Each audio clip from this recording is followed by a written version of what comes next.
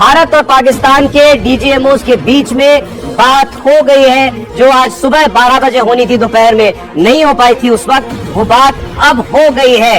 हमारे DGMO Lieutenant general Rajiv Ghai और पाकिस्तान के DGMO major general Kashif Abdullah, इनके बीच में बात हो गई है।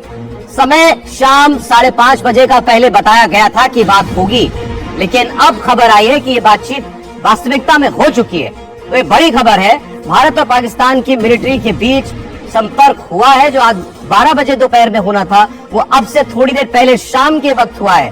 और जैसा हमने आपको बताया, इसमें भारत का उनको कहने के लिए बस 2-3 मुद्दों पर हमारा जोर था।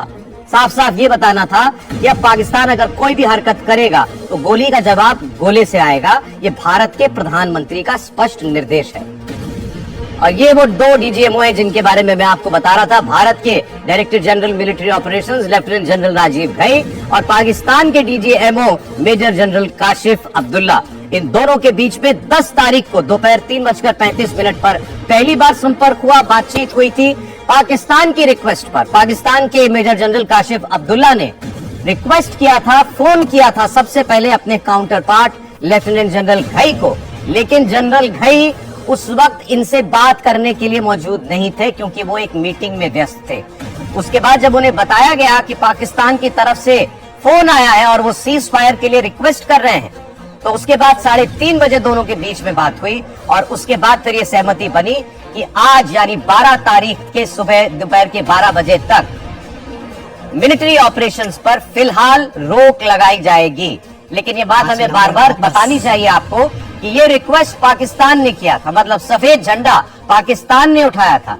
अब दिन में आज बात क्यों नहीं हुई, ये बात हो सकता है हमको आगे चल के पता चले, लेकिन अब बात हो गई है अब से थोड़ी देर पहले। ये इस वक्त की बड़ी खबर है। अब इस बातचीत में जो कुछ भी हमने उनसे कहना था वो कहा, पाकिस्तान को जो हमें कहना था हमने उसे सुना होगा, और रात को 8 बजे प्रधानमंत्री जब देश को संबोधित करेंगे, उसमें इस बातचीत का जो भी निचोड़ होगा वो भी उसमें ध्यान में रखकर प्रधानमंत्री भारत का रुख पूरी दुनिया को बताएंगे। आतंकवाद, आतंकवादी को पनाह देने वाले, इनको लेकर भारत ने अब जो ये न्यू नॉर्मल सेट कर दिया है। अगर कोई भारत में हमला होगा तो इसी तरीके से घर में घुसकर मारा जाएगा। फिर भारत ये नहीं देखेगा कि वो आतंकवादी एलओसी के पार छुपा है या इंटरनेशनल बॉर्डर के पार छिपा है।